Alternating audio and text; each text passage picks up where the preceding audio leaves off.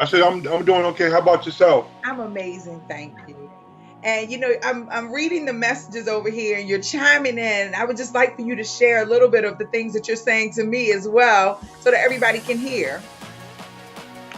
Okay, well, in the beginning, when I started the staffing agency, I was kind of stuck. I didn't know which direction to go in. Um, Watched some YouTube videos, came across your video, and I've been hooked ever since. And just having the supporting cast and the staffingpreneurs community, it has been a blessing because I'm doing so much more now than I did in the past. And I submitted 3 candidates this week to a client in Atlanta. And right now, I'm very nervous because I feel like it's so close, and the contractors they're calling me asking for a status, and the client has not reached back out to me yet, and so I'm just kind of telling them to hold tight. I've been following up. We're just waiting on the hiring manager to make a decision. To make a decision on who they want to interview or who they want to hire. On who they want to interview. Okay. I sent them some superstars. I got the job order Friday at 4:30 p.m. Okay. And I did interviews Saturday and Sunday to deliver superstars to them on Monday before the deadline. Yes, that's something I would do. I love it. So that's what I'm waiting on now, and just all the activity. La Tiffany, Constance, just everybody has been very supportive, throughout this process. Yes, I love it. Listen, I am so proud of you. So let me ask you a question. When the follow-ups that you've done with the hiring managers, what is that? Tell me what that's looked like.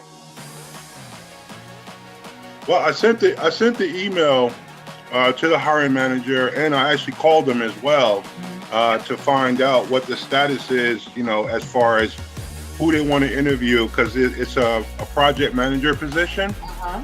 And they were so urgent on putting the job order out and getting people in, that I felt that I would have heard something by now. Okay, so listen, when you called them and left them a voicemail and emailed them, did you continue to sell your candidate?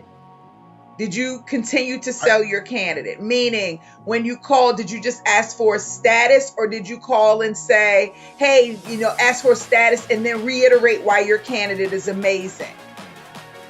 No, I did not. No, I was so nervous. I just left a voicemail and just asked for a status.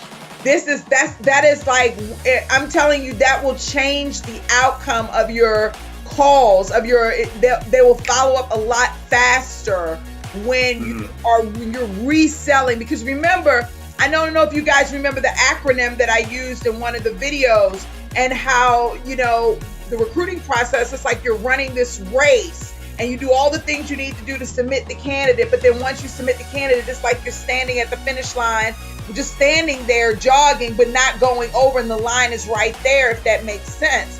And when you're not going over that line, that's by not doing the smallest little things to push you across the line. And one of those small things is by selling your candidate until after that candidate has started. You can't even stop selling a candidate after they get an offer and they accept. Because after they get the offer, we still got to sell the candidate on accepting. And after they accept, we still got to make sure that they show up. You understand what I'm saying? So just like that amount of work has to take place on the candidate side, the same level of work has to take place on the client side, because you're dealing with people and personalities, right? Mm-hmm. So at this point, it's call the client back and say, hey, I know you guys are eager to put that position together, and I know you're eager to have someone on your team who's accomplished this. And then start listing what one of the candidates has accomplished. And hopefully you've had an opportunity to talk to the hiring manager to understand why exactly they need the project manager. Is the project understaffed? Is it not on time? Is it over budget? Like, what's the issue with the project to where they need a whole new project manager? And then you can kind of highlight those things in the candidates that you have when you're returning the phone call and the email. Also, you want to create a sense of urgency, which should have happened when you submitted the resume from the very beginning. And when I mean a sense of urgency, I mean, hey, these candidates aren't going to be on the market long. A talent is not on the market long. What day can we schedule, right now? So that's another thing. And I'm kind of throwing things at you, but it's just like little bullet points.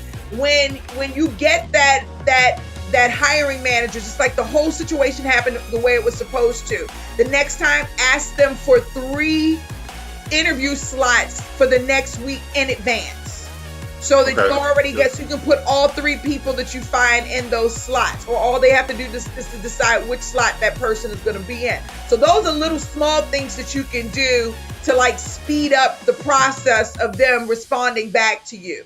Was that helpful at all? Was it too much? No, it was very helpful. I was looking for that. I was looking through my notes, probably from previous calls that I've been on, looking for, just little tidbits on how I can, start to push the hiring managers to respond quicker. I was looking for that. Thank you. Okay, great. I hope that was helpful. Can we give him some love for his, so your candidates they're going to the interview stage. That's the energy we're putting out there, and we're shooting for a win. Can we give him some love? Oh yeah. Thank you.